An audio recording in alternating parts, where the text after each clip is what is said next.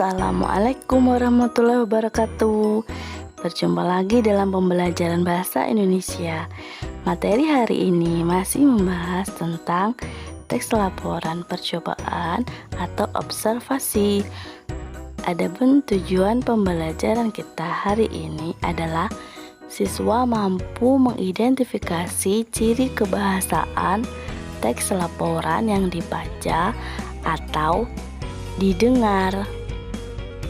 Nah, anak-anak, hal yang pertama yang Ibu sampaikan adalah jenis teks laporan observasi. Ada dua jenis. Yang pertama, laporan observasi formal dan laporan observasi non-formal. Teks laporan observasi formal memiliki struktur yang lebih rinci, yaitu judul, tujuan, bahan dan alat, langkah kegiatan, hasil percobaan, dan simpulan.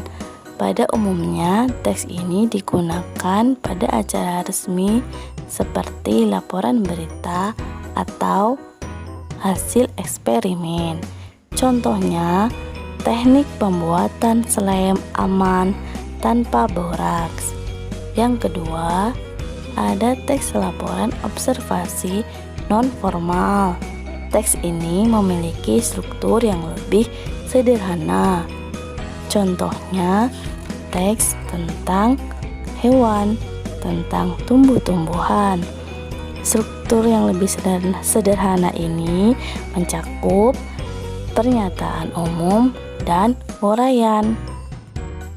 Materi selanjutnya adalah ciri kebahasaan teks laporan. Yang pertama, menggunakan nomina.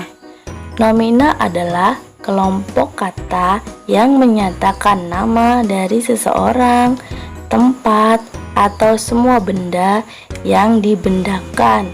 Contohnya, hewan, serangga. Contoh dalam kalimat, katak memangsa serangga yang lebih kecil untuk bertahan hidup. Yang kedua, menggunakan verba definisi untuk menjelaskan suatu objek. Contohnya, ialah, adalah, termasuk, digolongkan. Contoh kalimat, katak adalah hewan amfibi.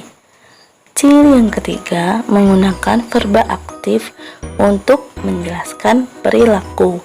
Contohnya, kata bertelur, hidup, makan, dan lain sebagainya. Contoh dalam kalimat, hewan amfibi adalah hewan yang bisa hidup di air dan di darat.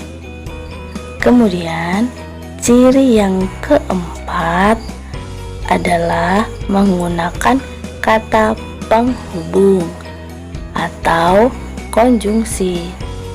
Contohnya, dan, atau, tetapi, karena, dengan, dan lain-lain. Contoh dalam kalimat, katak melompat dengan kaki belakangnya yang lebih panjang. Di sini, kata penghubungnya adalah kata dengan. Jadi selanjutnya, tentang langkah-langkah membuat teks laporan. Yang pertama, melakukan pengamatan. Yang kedua, membuat judul teks. Yang ketiga, membuat kerangka teks. Yang keempat, menyusun kerangka menjadi teks yang utuh. 5. Menyunting atau memperbaiki teks. Nah, anak-anak, demikianlah materi kita hari ini. Jangan lupa untuk berlatih di rumah untuk mengidentifikasi ciri kebahasaan. Semoga ilmu yang sudah Ibu sampaikan hari ini dapat bermanfaat. Sampai jumpa di materi berikutnya. Wassalamualaikum warahmatullahi wabarakatuh.